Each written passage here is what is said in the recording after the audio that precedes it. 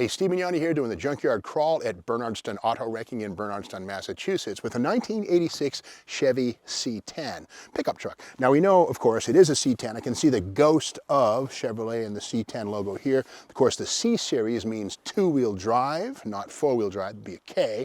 And of course, the 10 means half-ton, 5-lug wheels, not the 6 or 8s seen on 3/4 and bigger trucks. But again, this body style right here arrived in 1973 and ran into 1987 on pickup trucks, and then beyond that on Blazers and Suburbans. But again, 1988 brought something called the GMT 400, which was the more streamlined aerodynamic with bigger cab, etc. So next to last year, right here, 86.4, the square body on pickup trucks like this one. Now this one here, the engine is gone. A lot of these had the 250 cube 6-banger. There was even a V6 that was right on the edge of production at this point in time. But here we can see the emission sticker and the ghost of 5.0 liter right there.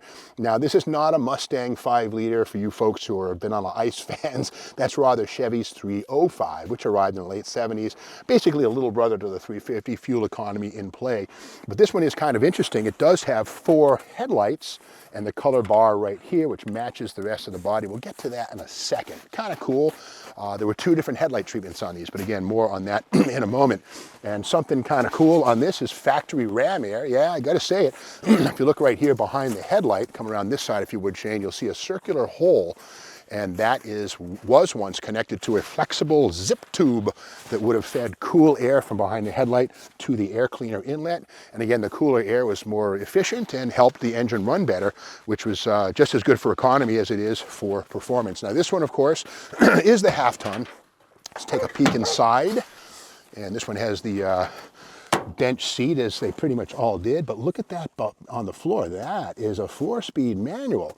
The base tranny of this thing would have been a 3-speed on the column, but that would be the 4-speed because that's where the floor shifter was on that 4-speed. And let's have another look here. First up, let's look, getting back to this 1980 Chevy pickups. We mentioned the standard grille on these things. You can see it right here. That's a large single headlight on each side with a smaller marker light. So that's the base grille. Again, this is 1980, a little different design, but again, single lights on the base truck. But when you got something special, hello there, Katie, how you doing? Good puppy, good junkyard doggy. Anyway, okay, so this is kind of important right here. Here's the SPID, this thing here. And let's go from the top. Okay, dome lamp.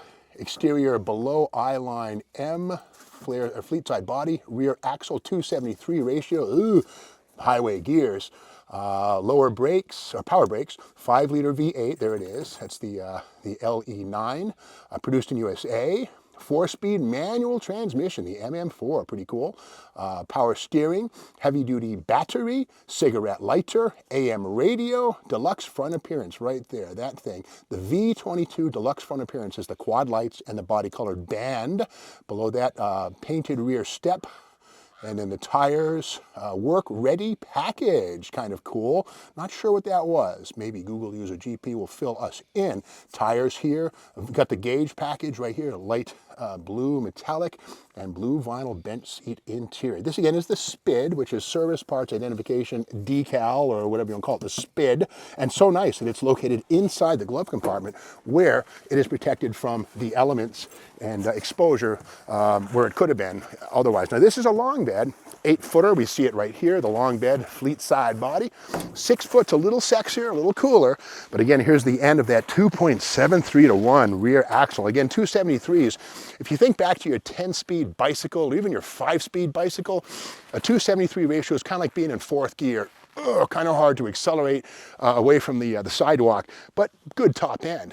But again, the 273 ratio kept the RPMs down, as did the 4-speed manual in drive. There's also an overdrive possibility, but the 273s was about helping this truck meet the CAFE, corporate average fuel economy. And again, the trucks by this point in time are included in that average. So if Uncle Sam said, hey, your CAFE number is not the standard, which I think by this point in time was probably something like 21 miles per gallon, GM would be fined, millions of dollars. So 273 axle hurt acceleration, but it helped CAFE and saved fuel. Now this, of course, does have the tailgate right here hanging off. There it is right there. You got to wonder all the different loads that were once in and out of the back of this thing. And something we see right here, which is kind of a relic. Nowadays, people who buy pickup trucks get spray-on bed liner. It's like this plastic base, sort of a urethane paint that is impossible to harm or damage or scratch. I mean, you have to drop a boulder on it.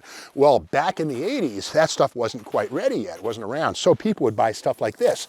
This is a plastic Duraliner. You'd put this in your bed, and if you were smart, you'd bolt it down or somehow secure it. But here's the thing. I used to live in California for like 17 years, and every single day, driving down the freeway, you'd see one of these things, hopefully in the middle, on the median, or on the breakdown lane, sometimes in traffic lanes. Because if you don't have a weight on this, or if it's not screwed down, these things eventually will take flight, fly for a few seconds, and come on down, or whatever's underneath them. But again, Duraliners like this thing were the rule in the 80s if you wanted to protect the paint on your bed and keep your truck looking fresh and shiny. But again, nowadays we have spray-on stuff, which is kind of a double-edged sword, because once you put it on, you can't really get it off. It's kind of there forever.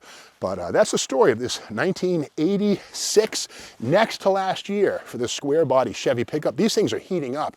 I was at Barrett-Jackson a couple weeks ago, and I saw some of these things selling for like $50,000 to $100,000. Pretty crazy. Could you afford one of those, Katie? No, I didn't think so.